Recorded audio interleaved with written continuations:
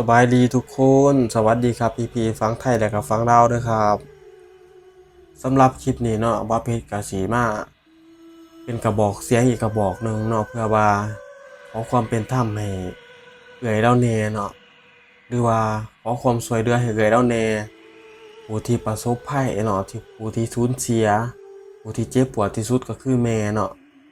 ผู้ที่ว่าเสียลูกชายทั้งสองคนย้อนว่าดื่มน้ำดื่มหรือว่ากินน้ำเปล่าเนาะอยู่ที่ประเทศลาวเฮานี่แล้วบ่ได้รับความเป็นธรรมเท่าที่ควรเนาะก็คือบริษัทน้ำดื่มนั่น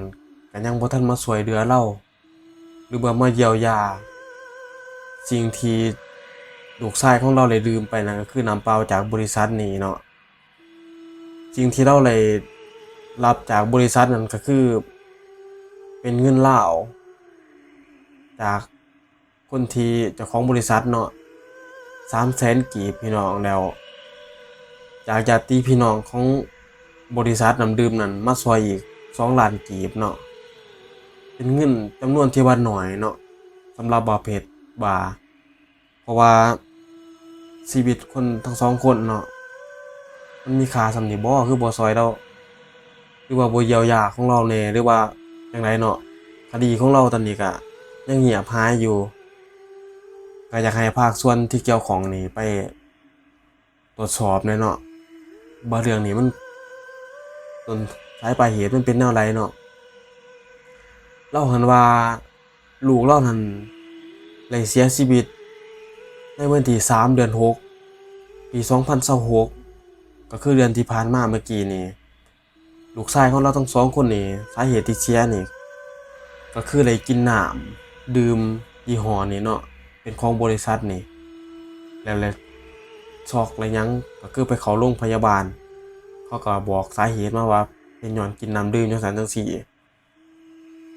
แล้วหลังจากนั้นเจ้าของน้ำดื่มนี่ก็เลยมาเยียวยาเนาะเงิน300,000นี่บอกว่าเป็นเงินน้ำจิตน้ำใจอันนี้บ่แม่นเงินแบบจังได๋ล่ะหมายความว่าบ่แม่นเงินแบบสิมามอบให้ย้อนเสียชีวิตจังซั่นจังซี่อันนี้คือเงินแบบซอยกินซอยหยังในงานศพงานหยังเนาะประมาณนี้ล่ะ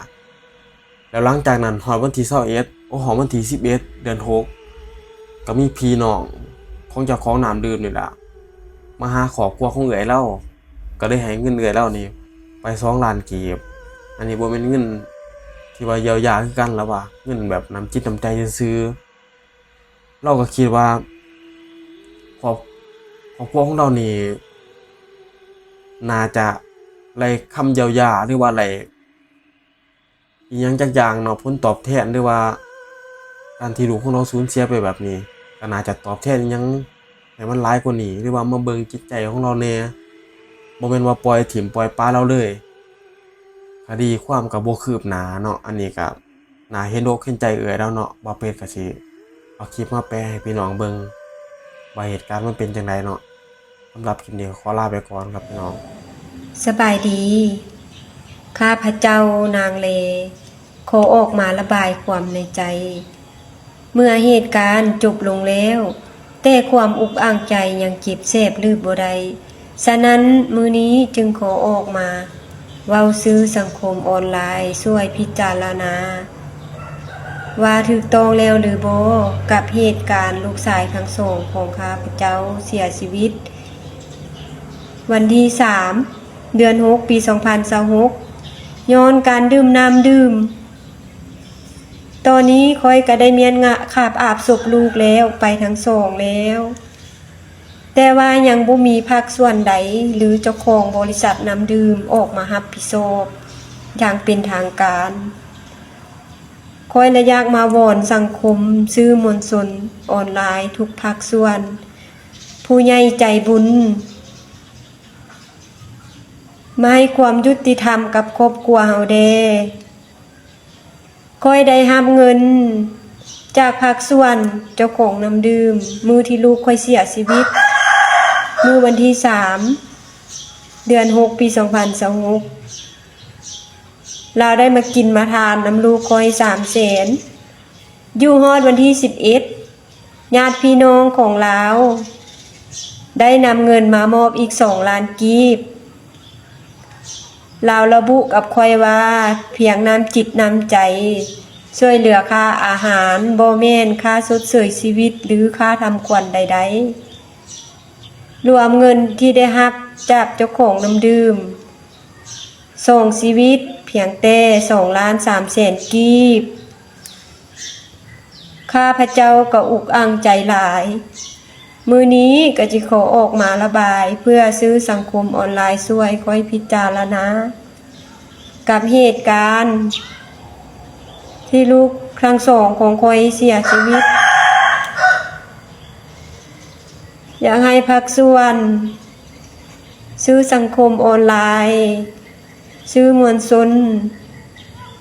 ผู้ใหญ่ใจบุญช่วยพิจารณาสิ่งที่เกิดกับครอบครัวไปเด้ขอวอนสังคมมาให้ความยุติธรรมกับครอบครัวไปเด้ครอบครัวของค่อยเป็นเพียงครอบครัวทุกข์ยากสามีก็บ่ฮู้หนังสือค่อยเองก็พอแต่อ่านออกเขียนได้บ่ฮู้ขั้นตอนกฎหมายบ่มีสิทธิ์ที่จะไปเรียกร้องสิทธิ์ต่างๆขอวอนใจบุญทุกภาคส่วนมาให้ความยุติธรรมกับครอบครัวของข้าพเจ้าเด้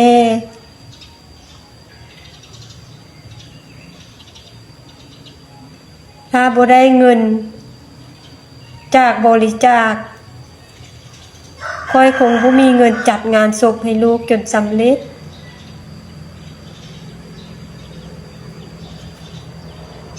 ตอนนี้ค่อยขอมาวอนสังคมออนไลน์ทุกภาคส่วนผู้ใหญ่ใจบุญลงมาให้ความยุติธรรมกับครอบครัวของข้าพเจ้าเด้ข้าพเจ้าเป็นเพียงครอบครัวทุกข์ยากบ่ฮู้แนวสิเฮ็ดสิหาสิไปแล้วตอนนี้นะมีแต่อุกอั้งใจหลายมีแต่วอนสังคมซื้อมวลชนนี่แหละโลกออนไลน์ช่วยค่อยเด้ขอขอบใจ